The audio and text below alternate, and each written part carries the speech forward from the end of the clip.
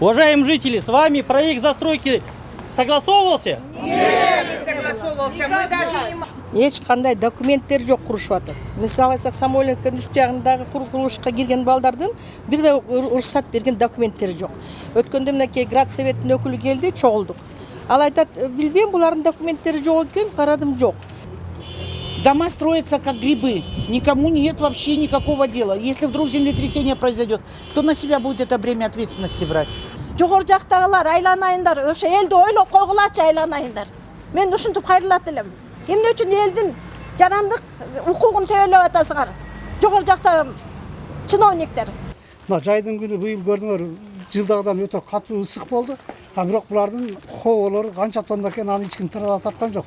Мына жолдун жасалганына 1 жыл болду. Булар тынымсыз күндүн ысыгында да иштеп турушту. Элдер айтты ушуну гай чакырып карматсаңар болот, анан биз андайга барган жокпуз, өздөрү билер депчи. Анан ушуга ушундай шарт коюп туруп, уруксат берген жана архитектура тигилердин бардыгы эми болсо соттон четишип алгыла деп отур. Бул не дегендиги бул? Вот, пожалуйста, 2 машины. Ширина улицы тут идет 3 метра всего. Вот, сейчас вот эти вот ребята, застройщики, ребята молодые, авантюристы, вот, они хотят сейчас построить на участке 6 соток 8-этажный дом. Чындыкты тапкан жокпуз. Мыйзамды коргогон кишилер жок. Ошон үчүн биз бүгүн Садыр Нуркожоевич менен болсо Камчык Кыдыршаевичке кайрылып атабыз. Саламатсыздар, урматтуу Беспредел медиа порталынын көрүүчүлөрү. Азыр биз Бишкек шаарынын Арча бешик жагын конушундабыз.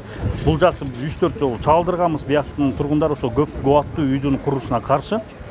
Мынакей бүгүн да ушундай өзлөрүнүн кайрылуусун жасайбыз деп турат. Азыр ошол өкүлдөргө сөз берсек. Анан бир катар мэриянын өкүлдөрү менен да жолуктуңар. Вице-мэрлер келди, бир эмес 2-3 келди да.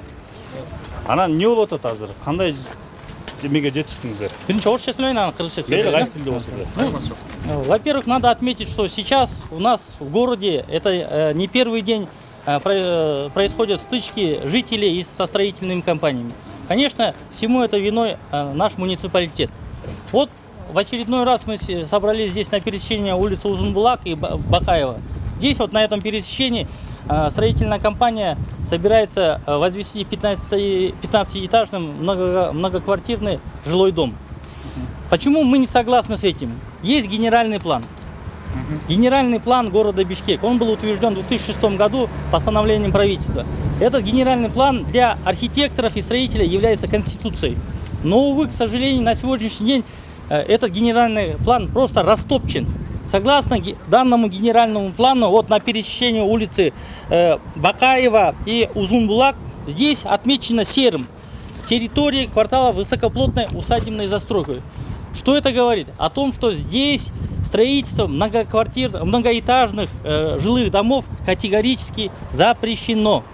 Но, увы, к сожалению, на сегодняшний день вот мы сюда приглашали и мэра, и вице-мэра, и главного архитектора. И все муниципальные начальники говорят, что дали разрешение на строительство этого 15-этажного жилого дома. Мы, юристы, провели исследование всех этих документов и выявили грубейшие нарушения со стороны Бишкек главархитектуры и отдельных муниципальных органов. В нарушении генерального плана была произведена корректура проекта квартальной застройки. Согласно закону о градостроительстве и архитектуре, любой генеральный план, проект детальной планировки или проект застройки квартала или района, прежде чем будет утвержден, должен быть согласован с жителями. Уважаемые жители, с вами проект застройки согласовывался? Нет, не согласовывался. Мы даже не... На сегодняшний день Градсовет не является ни государственным, ни муниципальным органом. Он подмял себя функции правительства. Он в нарушение генерального плана, который был утвержден постановлением правительства, принял свое решение о корректуре квартальной застройки и утвердил строительство здесь многоэтажных жилых домов, вопреки этому генеральному плану. Здесь имеет факт грубейшее нарушение градостроительных норм. Но, увы, к сожалению, голос жителей абсолютно местные чиновники не слышат. Конечно, я понимаю, здесь 15-этажный жилой дом. Многомиллионно, десятки миллионов долларов здесь прибыль будет. К сожалению, жители не могут оппонировать с с такими ресурсами строительных компаний. И на сегодняшний день, увы, к сожалению, жители ежедневно сталкиваются с такими проблемами. Конечно, этот объект не единичный. Здесь вот в Киргизии-1, в Арчабешике, в Интымаке в каждом квартале можно видеть по 2-3 такого рода застройки. Почему это происходит? Увы, к сожалению, отдельные, я хотел бы подчеркнуть, недобросовестные чиновники архитектуры и мэрии способствуют этим недобросовестным застройщикам осуществлять такие грубейшие нарушения, вопреки интересам проживающего здесь народа. Я хотел бы отметить, что нарушение генерального плана это только один факт. Здесь можно говорить и о том, что здесь нарушаются и другие нормы градостроительного законодательства. Здесь нету инженерных сетей. Вот строительная компания пришла, начала рушить вот эти частные дома. Нарушается и рушится дорожное полотно. Здесь нету соответствующих инженерных сетей, нету мощностей для теплоснабжения, для водоснабжения, для канализации и так далее. Я уже не говорю о том, что это может привести к другим плачевным событиям. Вот мы все знаем, что было в Турции. В Турции было страшнейшее землетрясение. Турция поняла, что рядом с частными объектами строительство многоэтажных домов категорически запрещено, потому что нарушаются нормы сейсмической безопасности. Вот представьте себе, 15-этажный дом, не дай бог землетрясение произойдет, он же вокруг себя, все дома же просто-напросто погребет под себя. Вот. Я не говорю об инсталляции, я не говорю уже о пожарной безопасности. Вот сейчас начали рыть котлован, буквально в 2 метрах от других жилых домов. Это безопасность проживающих рядом жителей. К сожалению, мы вот обратились к мэру, мы с мэром 3 раза встречались. Их тщетно. 3 раза народ ходил, и сюда приглашали, и в кабинет к мэру 3 раза ходили. Но, увы, к сожалению, мэр ничего не смог сделать. Главному архитектору уже бесполезно, он открыто защищает интересы этих строительных компаний. В госстрой ходили. Где строительный надзор? Увы, к сожалению, строительного надзора нет. Вот даже сейчас. Вот, пожарная безопасность, сейсмическая безопасность. Мы написали десятки жалоб, но, к сожалению, наш голос не услышан. Поэтому мы сегодня обращаемся к президенту страны. Уважаемый Садыр Нургаужевич, возьмите наши заявления под контроль. Уважаемый Ханчбек Хадыршаевич, возбудите уголовное дело в отношении отдельных недобросовестных коррупционных чиновников бишкекиловской архитектуры и муниципальных органов. К сожалению, благодаря попустительству отдельных компетентных органов идет вот такой произвол. Берде карапайым элдердин жанына 1-2 үйдү сатып алышат дагы эч кандай документтер жок курушуп атат. Мисалы айтсак, Самойленко индустриягындагы курулушка кирген балдардын бир да уруксат берген документтери жок. Өткөндө мынакей Градсоветтин өкүлү келди, чогулдук. Ал айтат, билбейм, булардын документтери жок экен, карадым, жок. Градсоветтин кабыл алынган пландарында, проектисинде ошондой чоң застройкалар ушул жанагы жеке менчик үйлөр бар жерлерге курулсун деген эч кандай планда жок нерсе экен. Анан эми бул өтө ачык айтканда бул коррупциялык схема деп аталат. Мына бүгүн Камчы Кыдыршаевич мен коррупция менен күрөшөм дейт. Жеке жана биздин саясатчылар менен күрөшкөндөн көрөчү мынакей коррупциянын чордону курулуп аткан там. Себеби деген мынакей Ак-Өргөгө, Арчабешикке, Ала Тоо бүт жерлерге кирип атат. Мына менин коллегам тура айтып кетти. Но жерде кетип аткан канализациялары, суу келбейт. Мына суу азыр көп үйлөргө келбей калды. Кече эле агып аткан суулар бүгүн жок. Анткени канализациялар бушуп атат, водопроводдорду касып кетип атат. Кайта ордун түптөп жаап кеткен эч ким жок. В настоящее время создана устойчивая коррупционная схема между строительным бизнесом и чиновниками с госструктуры. Лоббируется абсолютно все. Незаконные все действия принимаются. На это, как надзорный орган, прокуратура, закрыла полностью глаза. Никто ничего не видит. Мэр бездействует. Его все замы тоже бездействуют. Поэтому хотелось бы очень обратиться к генеральному прокурору Зулушеву, как к руководителю надзорного органа, чтобы все-таки открылись глаза и сделали полную схему всех сейчас домов, которые строятся, в том числе и строительных компаний. Нарушения идут сплошные. Вот, например, по улице Самойленко. Дом строится, неоднократно везде в прессе писалось, неоднократно это уже говорилось в средствах массовой информации, о том, что полные нарушения. Неоднократно собиралось собрание с чиновниками. Никто ничего не видит. Последнее письмо было, ответ с Генпрокуратуры. Да, оказывается, нарушения есть. Отданные в архитектуру. Но извините меня, какие нарушения? Вы как надзорный орган, вы вообще пишите, какие нарушения? Почему до сих пор с архитектуры нету ответов никаких? Кто за это вообще несет ответственность? Законом установлено, в течение 15 рабочих дней должны выдать этот ответ. Хочешь или не хочешь заявителю. 400 человек было подписанных. Где эти ответы? Их нету. Сейчас опять дом строится на улице Самойленко. 4 дома, все свалили уже. Что там будет? Индивидуальный дом на 2 этажа, что ли? Конечно, нет. Кто давал эти разрешения? Кто потом вообще будет нести какую-либо ответственность? Если за южной магистралью идет разлом, дома строятся как грибы, никому нет вообще никакого дела. Если вдруг землетрясение произойдет, кто на себя будет это бремя ответственности брать? Потом каждый год в зиму роза ветров. Опять внимания никто не обращает. То на частный сектор, там тряпками кто-то топит, то еще чем-то кто-то топит. Вы обратите на стройку, они все в хаотичном порядке. Если раньше при Союзе дома строились по ГОСТам, чтобы вот эта роза ветров была, все это учитывалось. Сейчас это вообще никому не нужно ничего. Биздин ынтымак айылында ошондой эле үйлөр салынып атат. Эми могул эле үйдү карап көрүңүздөрчү. Көчөнүн боюнда салынган, же тротуар жок тротуар болгондо эле машиналарын каяка коет? Могул жерге көчөгө машиналарын коюп койсо машиналар кантип өтөт? Бул тар көчөгө машиналарын коюп коюп атат. Азыр биздин да стадион көчөбүзгө машиналарын коюп коюп атат көчөгө. А мындай өткөн машиналар аябай эле тоскоолдук болуп атат. Ошол жагын эч ким карабай атат. Анан үй салып аткандарга биз чуркап барабыз. Кандай үй салган жатасыңар? Өзүм билем. Кандай үй салсам, эмне жумушуңар бар? Мен сатып алдым. А биз ошол айылды гүлдөтүш үчүн өзүбүз канализация алып келгенбиз, өзүбүз акча чогултканбыз. Өзүбүз светине чейин, газына чейин баарын чуркап жүрүп, өзүбүздүн эл үчүн чуркап жүрүп жасасак, кээ бирөөлөр келип алып эле чоңдугун кылып эле биздин үйлөрдү сатып алып эле кайта этажный үйлөрдү салган туура эмес. Жогору жактагылар айланайындар, ошо элди ойлоп койгулачы айланайындар. Мен ушинтип кайрылат элем. Эмне үчүн элдин жарандык укугун тебелеп атасыңар? Жогору жакта чиновниктер. Мен ушинтип кайрылат элем. Урматтуу көрүүчүлөр, азыр Узун Булак Бакаев көчөсүндөгү жашоочулардын нааразычылыктарын, өзүнүн кайрылууларына күбө болдук. Аларды уктук. Азыр болсо дагы бир объект бар, бул Баба Ата дейт. Ошол жакка барып, ал жактын жашоочуларынын кайрылуусуна күбө болмокчубуз. Биз азыр Баба Ата көчөсү жайгашкан дагы бир курулуш объектисине келдик. Бул курулуш объектисин биз мурда чагылдырганбыз.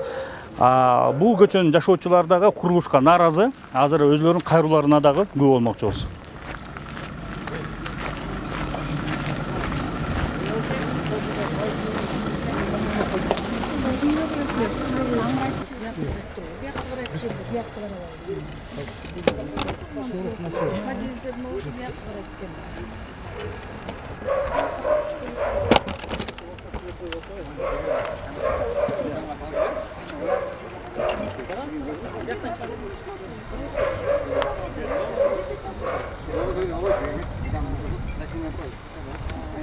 Бул кайсы объект, эмне ошону түшүнүп кетти? Бул экинчи объект. Мына Баба Ата Иманалиеванын кесилишинде турат. Мына ушул жерде уже 10 метр, 10-15 метр ылдый болсо котлованды казып коюшкан. Бу жерде карагаңыздар, бул жерде эле ушундай эле Узун Булактай да. Бу жерде высокоплотный усадебная застройка. Бу жерде көп кабаттуу үйдү курганга генплан жол бербейт. Ошо тилекке каршы генпланды бузушуп, мына архитектура ушул жерге макулдугун берип коюптур. Бу жерде 10-12 этаж көп кабаттуу үйдү куруусун башташты да. Биринчиден, бу жерде генплан эле бузулган жок, мына бу жерде высоковольтный линия өтөт. Охранный зонасы бар. Ошого да высоковольтный линиянын охранный зонасында бузушту. Бу жерде ошо эле инженерный сеттер,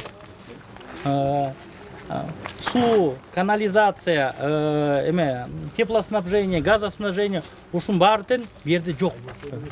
30 жылдын ичинде ушул жактагы тургундар болсо ушул өзүлөрү болсо каражат кетиришкен канализацияга, сууга эмес. Мына азыр ушул берен эмеге строительная компания келип эле ушул жака подключать сатып атат да. Анан эң негизги ушул объект боюнча биз прокуратурага кайрылганбыз, мэрияга кайрылганбыз, Бишкек граф архитектурага кайрылганбыз. Бирок тынч. Бир дагы мамлекеттик же муниципалдык органдын кызматкерлери келип бияка карап да коюшкан жок. Мына азыркы убакытта мына жарандын баары бияка чыгып ушул көйгөйүн айтып атат да берди. Здесь нарушается, грубейшим образом нарушается градостроительные нормы. Просто наплевательское отношение к нуждам и чаяниям простых горожан. А какие компании делают, вы узнавали? Арджу. Здесь, кеңес пакет, сіз айтып берсеңіз немедесіз. Айтып берсеңіз, қандай компаниялар иштеп жатыр? Саламатсыздар ба? Бұл жерде Аржу, атыңызды, фамилияңызды? менің атым Шопоков Атабек. Ушул Бабата көчөсүнүн жашоочусу. Бұл жерде Аржу групп деген групп үй салып баштады. Ал негизинен мына көчөгө биринчи эле укуктуу, элдин укугун тейлеп, мына көчөнү көрсөңөр, тротуарга офис ачып койду. Ал жерде түндөсү, эртең менен, кечинде кыздар, аялдар баары өтөт да. Алар болсо эшикти ачып алып түнкү саат 3кө чейин ремонт иштерин жасап ушул жерде түкүрүп, башка кылып, же тазалык сактап коюшпайт. Булардын биринчи каталыгы. Экинчиси ушул жерде канча жылдан бери тыныч жашап аткан элдин баягы бүт уйкусун бузуп келишти да. Мына жайдын күнү быйыл көрдүңөр, жылдагыдан өтө катуу ысык болду. Бирок булардын хоболору канча тонна экенин аны эч ким тарткан жок. Мына жолдун жасалганына 1 жыл болду. Булар тынымсыз күндүн ысыгында да иштеп турушту. Элдер айтты ушуну гайри чакырып карматсаңар болот, анан биз андайга барган жокпуз, өздөрү билер депчи. Анан эми бул элдин мүлкүн эл коргош керек да. Булар эл менен эсептешкен жок. Мына үй турат, байкуштардын үйүнө 3 метр деле арал таштаган жокпу? Андай нерселер да каралбай атат. Бул жерде элдин укугу терең атат. Анан бул жерде Эрик мырза айтып кетти. Мында чоң чыңалуудагы высоковольтный линия өтүп атат. Бунун канчалык деңгээлде зыяны бар, аны баары эле билет. Бирок ошого мамлекетте бизде мурунку технадзорлор, азыркы кимдер иштеп атат, ушулар кандай көңүл бөлбөйт, ошого биз айранбыз да. Анан мынагы офис боюнча баягы биз Нурдан Кемеловичке мэрияга барып жазылып кирип айтканбыз. Көчөдө элдин укугу тебеленип атат, ушуну алдырып койгула депчи. Алган жок. Мейли офис салсын, өздөрүнүн заборун бузуп туруп, ушунун ичине киргизип, эшигин ошол жака ачып койсо болот да. Прямо эл басып аткан жерге ачыш бул негизи уят нерсе да. Анан биздин немебиз негизи бул үйдүн курулушуна биз баарыбыз каршыбыз. Каршыбызбы? Баарыбыз биз негизинен каршыбыз. Анан бул жерге биз дагы бир нерсени угуп атабыз. 5 этаж деп айтышкан, бирөөлөр 7 этаж дейт, бирөөлөр 12 этаж дейт. Баягы биз бүт немелерге барганбыз. Тийиштүү органдарга барып кайрылсак, 5 этажга уруксат бергенбиз. Эми ушуну 7 этаж же 9 этаж кылып бер деп суранып, документтерин көтөрүп келип атат дегенди угуп калдык да. Анан биз жогорку бийликтегилерге, Камчы Кыдыршаевичке, президентибиз Садыр Нуркожоевичке кайрылат элек. Эгерде эми мына жерде аркы көчөбүздө үйлөр бар, 3 этаж, таунхаус. Бул районго өзү 3 этажга үйгө уруксат берилген да. Ошондой кылып элден чыкпай эле ошол 3 этаж үйдү салса биз бул жерге басып да келмек эмеспиз, булар менен айтышып да отурмак эмеспиз да. Анан эми ушул 5 этаж болсо деле анын жогору берилишинде мамлекет эгер берген болсо бул ачык эле элге душман деп эсептейбиз да. Бул негизи берилбеш керек. Анан эптеп эле баягы 5 этаж деп алып туруп анан 7-9 этаж кыла берген эми бул негизи туура эмес деп ойлойбуз. Мына азыр ийнем айтып кетти, 2 этаж же 3 этаж салса бирөөнү кой дейт. Эгерде ушундай болсо биз угатабыз бул компаниялардын жашаган жерлерин, мына жердин ээсин уктук. 2 этаж нормальный, 5-6 бизге окшоп эмес, 18-20 сотиктен жыргап бассейндерин коюп отурушат. Келип мына төгөрөктө үйлөргө келип үйлөрүн алмаштырып өздөрү келип ошол жерге жашасын. Акча берсеңиз да келишпейт. Бул максат эмне? 2 участокты бириктирип алып, 9-12 деген этаж кылып алып, акча кылыштын эле максаты биринчиден. Бул негизи эле ошол. Баягыдан кийин элдин ою, анын эмесини орусча айтмакчы баягындай. Эми кичине адамда ыйман, ынсап бир чек деген болуш керек. Анан ушуга ушундай шарт коюп туруп, уруксат берген жана архитектура тигилердин бардыгы эми болсо соттон четишип алгыла деп отур. Бул эмне дегендики? Бул биз мына Садыр Нуркожоевич болгондо ойлогонбуз, чындап эле баягы акыйкаттык келет го депчи. Ал мурдагыдан да күчөгөн суп атат. Күчөгөн суп атат да. Мына сиздин алдыңыздардан мурда 2 жолу биринчи вице-премьер, анан кийин жаңы болгону келди. Сөз берип кеткен. Мен муну жол бербеймин, тиги кылбаймын депчи. Эми караңыз. Мына турган элдердин бардыгы ушул баягы архитектуранын тигин чоңдору баягы кол койгондор. Келсиңдер да биздин үйүбүздү өздөрүнүн үйүнө алмаштырсын, же болбосо сатып алышсындар, биз башка жактан жер алабыз. Эми токут эрежелер ушул да. Анан дегенде баягы мен өзүм билимим жетет, баягы красный линия баягы тиги бул дегендечи. Вообще аларды каягына сактайт, эмне кылат? Ойлоп көрүңүз, эртеге булса ушул жерге машиналар батпай кетет. Да стоянкасыны өзүнүн короосуна кылсын. Эртеге болбойт да андай. Анан көрөсүз бул жерде канча мушташуу, бирөөнүн көңүлүн калтыруу, тиги бул болгон ынтымакчылык да кетет. Бардыгы өлөт да мындай келечи. Ошон үчүн сиздерден суранабыз. Уну бир жакшылап дагы эметип, жете турган жактарга жеткизип, анан эмне баары бир мисалы үчүн Кыргызда 40 уруу бар деп коет. Ушул жерде баардык өкүлдөрү бар. Бүтүн туугандары чакырып алып туруп анан бар далой жапарып дейишибиз керек. Кыскасы ушул эле баш. Рахмат. Мына немен офисти тартып койгонсуңар, көрсөтүп коелу жүрүп.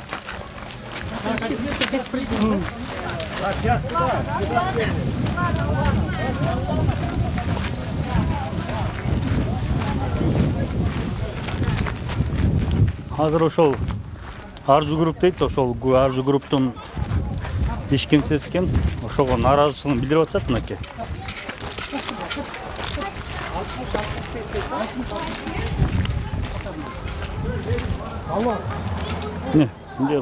Шуну коюштубу? Шуну коюп коюшту, баягы күнү түнү ачат, анан бул жерден адамдар өтөт, анан ушуну эгер ушунчалык жасайт экен, заборду бузуп туруп эле ары киргизип койсо болмок да, туурабы? Бул жер болсо муниципалитеттин же башка бирөөлөр бир нерсе койгон болсо, бул жерде чоң эле айып пул салыш керек эми, буну жөн эле пайдаланган болбойт да бул. Үстүндө болсо мына зым турат, безопасностьтен колдонгон жок. Бул жерде кадимкидей офис кылып колдонуп атышат.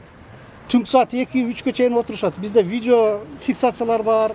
Даже мэрияга чейин алып барып бергенбиз. Ушуга бир көңүл буруп койсо, ошону суранып кетет элек. Урматтуу көрүүчү, азыр дагы бир объект бар экен. Бул ынтымак айылы дейт, жаңы конушуу өйдө тарапта Арча 5тен кийинки. Ошол жактан дагы бир кайрылуу жасайбыз дейт. Ошол жакка азыр барып, ал жерден тартып көрсөтмөкчүбүз. Самойленко көчөсүндө жайгашкан үйгө курулушка баратабыз.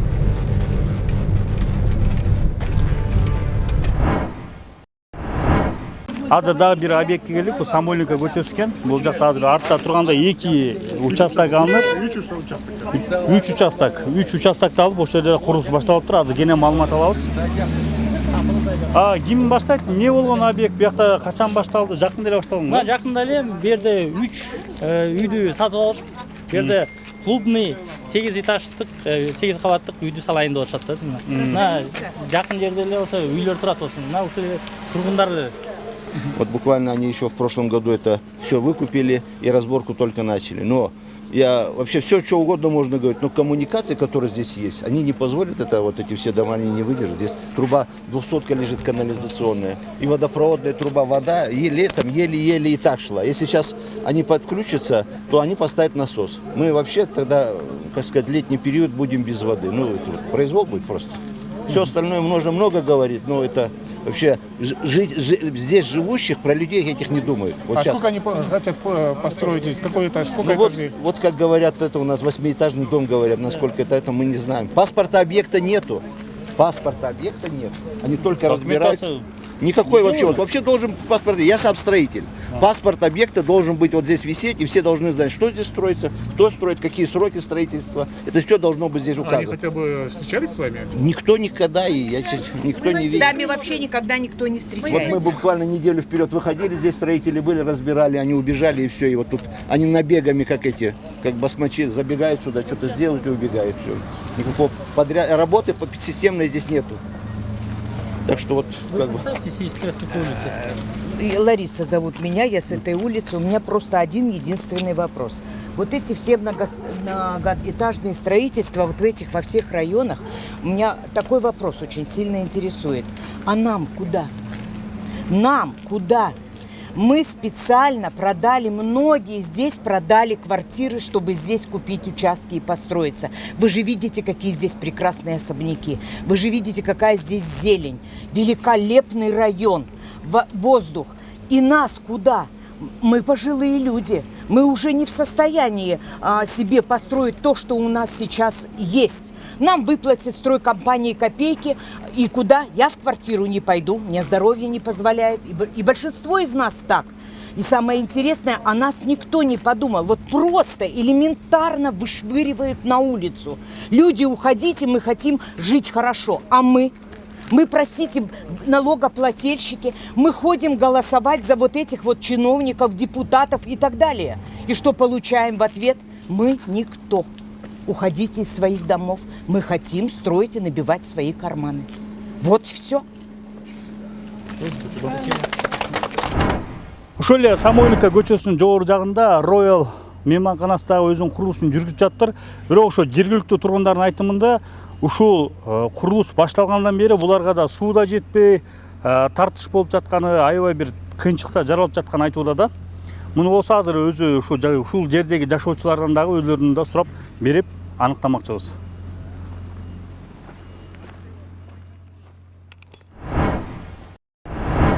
Бул объекти айтып кетсе, кайсы көчө жайгашкан, кайсы фирма? Дареги Улан көчөсү номер 3.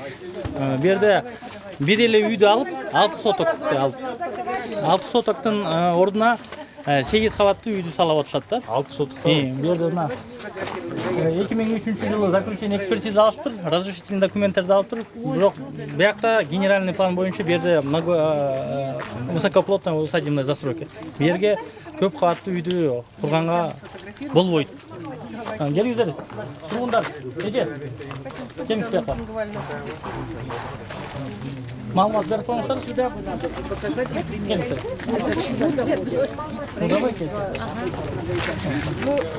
Я буду немногословной. Представьтесь. Менин атым Жидегүл Темиркулова.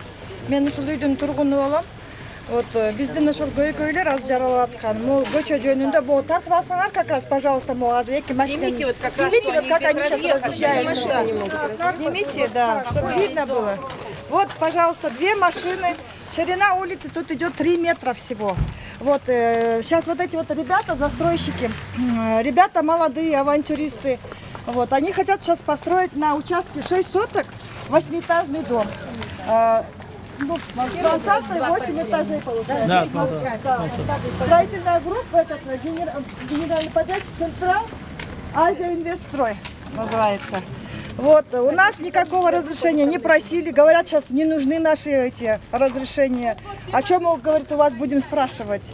Вот, неудобства нам какие создают. У нас в этом году действительно, я вот тоже повторюсь, нехватка воды была в этом году. Мы все почувствовали это, правильно?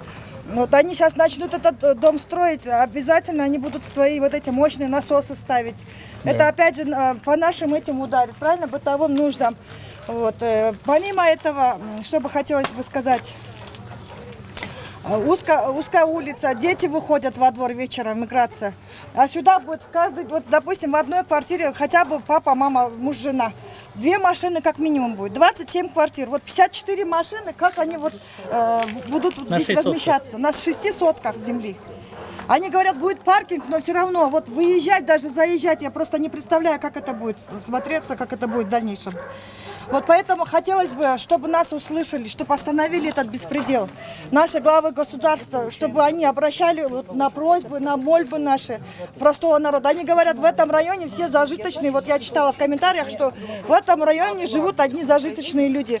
Здесь живут, вот, пожалуйста, обычные люди. Неважно, люди живут. Да, люди живут. И надо как бы считаться с нами, вот, не ущемлять наши чисто гражданские человеческие права. Вот. Спасибо. Добрый день, меня зовут Нуриля Бараканова, я жительница этой улицы. И скажу вот про тех, кто живет рядом с нами. Мама из-за аллергии была вынуждена переехать в этот район. И теперь получается, что из-за беспредела непонятно, что нас ожидает. Мы, как все жители города Бишкек, очень любим свой город и хотели бы, чтобы он был красивым.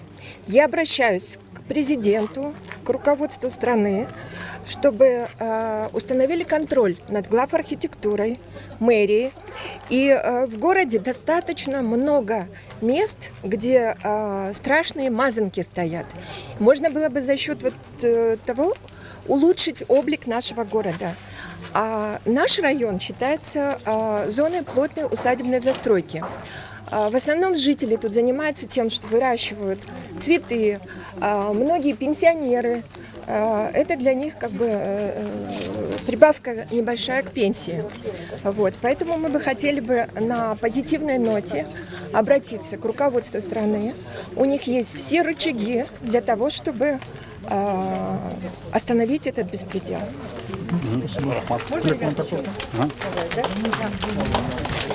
Много үй жөнінде айтып кетейікші. Қазып баштағанда мынау қошынаның заборы талқыланып қалды. Толығымен жарақат шығып қалды да. Емшеде жашаған жігіт екен, 7 этаж құрам деп жатыр.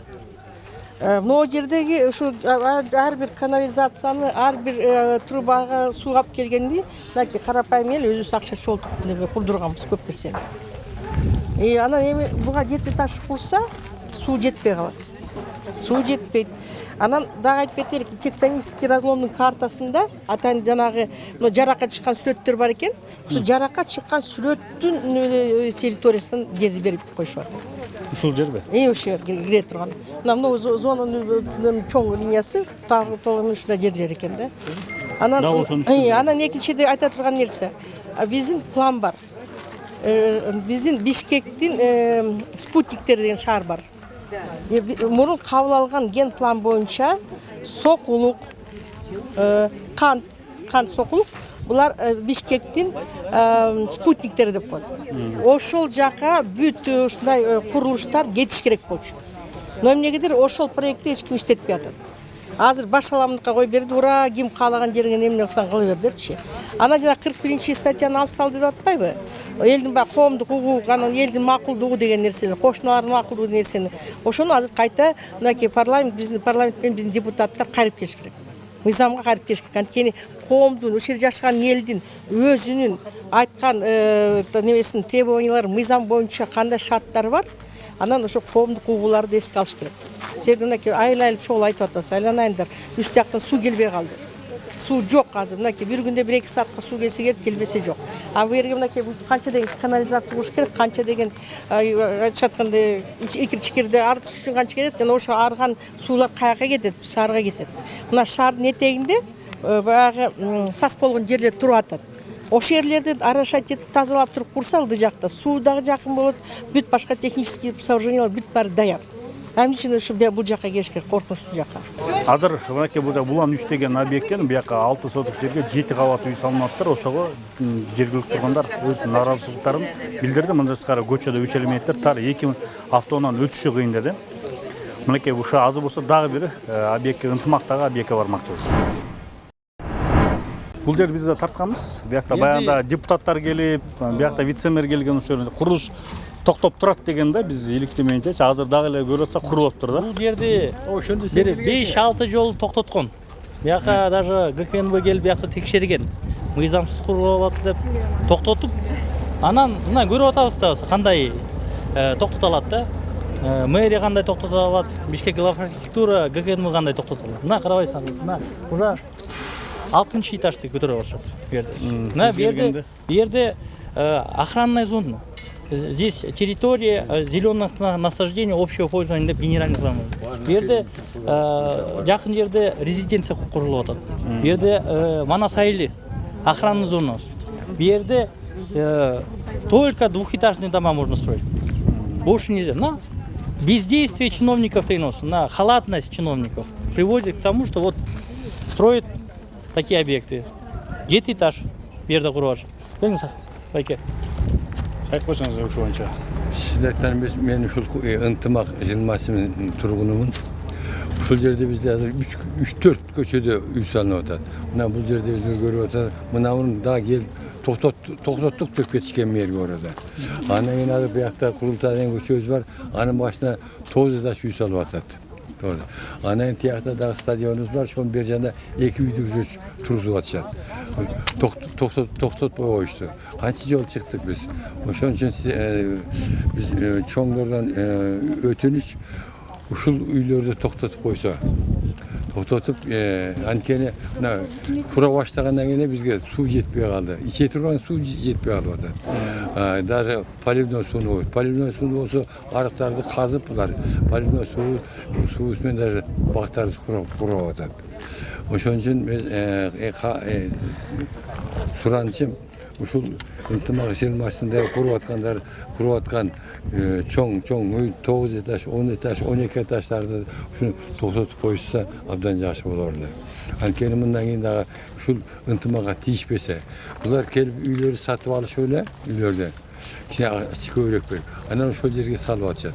Булардын ген пландары, по-моему, жок булардыкы. Ген пландары да жок, эчеге жок келип эле нахан эле салып атышат. Айла жок, биз келип айтсак эле, сен ишкер болбосун, биз өзүбүз билебиз деп коюшту. Эмне дейсиң? Мушташасың, мушташа албайсың, уруша албайсың. Анан кийин жогору жакталар акеде, тиги архитектура болсо, алар болсо ошо токтоттук, тиги дейт, эме дейт, бирок болбой эле булар иштеп атышат. Чын айтканда. Ошону бир Бизде курулуш компания 3 үйдү алып эле, мына 8 сотоко 8 этажды куруп атышат. Курулуш компания курат, кетет. А бияктагы тургундар ошол эле проблемалар менен калат. Куртада 9 этаж. Баягы эле проблема. Парковка кандай болот, суу кандай болот, газ кандай болот, канализация кандай болот. Ошол эле проблемаларды бияка жүктөп эле курулуш компания акчаларын чыгарып эле кетип кала башат. Ошондой. Эртеңки күнү булактын жашоочулар чыгат да, бизге суу жетпей атат деп. Ооба да. Келишет, айтышат. Жол тар экен, тил тар экен, бул тар экен, тииниш жок, мунусу жок деп кайра эле ошол мэрияга, кайра эле ошол чиновниктерге кайрылып калышат да ушул маселелер. Коштоңуздарбы? Биз деген аркы үйдө эле турабыз да. Аркы коштонсузбу? Түбүндө эле. Анан бир 3 метр ушундай калтырышты, бирок өзүбүз по закону 1,5 метрден кийин салганбыз да үйдүчү. Анан ошол жак сторонасына бүт парковка кылат экен да, бизге ошол жак бүт спальный. Терезебизди канча чачып атабыз да, билбейм. Булар жана бетондорун куйгандар терезеге чачырайт, жууп бер десек жуубайт. Жуубайт. Вообще ушундай да. Тынчтык жок. Тынчтык жок, каяктан тынчтык? Күн түн. Даже булар тиги 9-10го чейин бетондорун куйшат да. А баары эле ызылдап атышат, көп эле жолу ызылдадык, бирок тооткон жок. Тоотушпайт. Коштоңуз барбы же? Бизде дагы ушуреки, моореки жеке эле ушул жерде эмес, магистральный 7 Курултай менен Орто көчөсүнүн кесишинде дагы точно эле ушундай уже көтөрүлүп калган. Азыр барсаңар көрөсүңөр, баралыбы байке? Барсаңар көрөсүң ушундай. Ошол экиге дагы уруксат кагаз жок, 9 этаждан 3-ө түшмөй болуп атат. Муну ким берип атат, эмне болуп атат? Түшүнбөй атабыз, элдин баары эле ызылдап атат. Ошого өкмөт башчылары бизге жардам берип койсо, проблемабызды чечип берсе деп өтүнөбүз. Кечиресиң, бул мындай көп кабаттуу үйлөрдү салыш үчүн атайын өзүнчө бир районду белгилеп алып туруп ошол жерге стройкага уруксат берилсе, элдин арасында эмне үчүн үй салууга, ушундай этажга үй салууга жогору жактан уруксат берилип калган. Ошол уруксат бергендерди сотко ишин сотко бериш керек деп ойлойм да менимче. Биздин жарандык укукту тебелеп атышат. Биз элбиз. Ушундай жакшынакай жашап аткан элдин тебелеп тепсеп келип машинасы менен күнү түнү менен дуулдап келип, момундай этажга үй салганга биз жол бербейт элек. Ушу жогору жактагылар укпай атат эмнегедир элди. Элди угуп, кичине бир токтотсун ушундай иштерди. Өзүнчө бир район бошот берсин, бош жерлерден этажкасын сала берсин, мага сең асман тиреген үйлөрүн сала берсин. Бул жерде башында бизге бербейбиз деген, жердин астында тиги жер титресе түшүп кетет турган тиги трешина бар деп башында айтылган. Эми келип алып туруп чоң этаж үйлөргө уруксат берип аткандарын мен таң калам да. Бул элди сыйлабастыгы болуп атат. Биз өкмөткө каршыбыз мындай болуп атган болсо. Биз эмнеге шайлап алдык экен деп азыр өкүнүп атабыз бийликтегилерди. Мындай да мынакей азыр 5-6 объектти тарттык да. Буга чейин да чыгып келгенсиздер да. Буга чейин дагы чыктыңыздар, вице-мэрлердин баары келди, моякка чейин келди, депутаттар келди, шаар кеңеште. Эми эмне болот эми дальше? Мындан кийин эмне болот? Кандай деп? Биз баардык органдарга бардык. Мэрге кирдик. 3-4 жолу кирдик. Госстройдун директоруна 2-3 жолу кирдик. Прокуратурага бардык. Бардык компетентный органдарга бардык. Чындыкты тапкан жокпуз. Мыйзамды коргогон кишилер жок. Ошон үчүн биз бүгүн Садыр Нуркожоевич менен Камчык Кыдыршаевичке кайрылып атабыз. Сиз ким койгон кишилер болсо мыйзамды аткарабы же аткарбайбы деген болсо суроо менен. Аларды эмнеге кызматка койдуңар эле? Иштесин деп мыйзамды коргош үчүн. Бирок биз ушул ынтымак Ачебектин тургундары болсо чындыкты таппай атабыз. Ошон үчүн биз президентке, анан ГКНБнын төрагасына кайрылып атабыз. Иш козготулуш керек. Ушул чиновниктер жоопко тартылыш керек. Мыйзамды кайрадан ордуна коюш керек. Антпесе хаос эле болот. Кайрылууңуздар. Биздин кайрылуубуз. Коштоңуз. Бул жерде мындан мурунда 2 жол ушундай чогулуш болгон жерде биз токтоттук деген. Мына азыр карасаң 3-cü этажда 10 киши иштеп атат. Биз тарткан жылга чейинкисинде. 3-3 этажда болчу, азыр 4-5 киши туруп. Токтоттуп койлуп кайрыла баштап атат. Ошондой эле курултайда азыр барсак көрсөк болот. Ушундай эле туруп атат, 9 этажда. Бар жакта бир эле экен, ошол түшүнүктүү. Ушундай президент менен УКМК төрагасына кайрылыңыздар, кайрылуу болсун силерге. Урматтуу көрүүчүлөр, ушундай 5-6 объектти көрсөттүк силерге. Элдин сунушунда, нааразычылыгында уктуңуздар. Ушуну бүгүнкү берүү жыйынтыктайбыз. Саламаттыңыздар.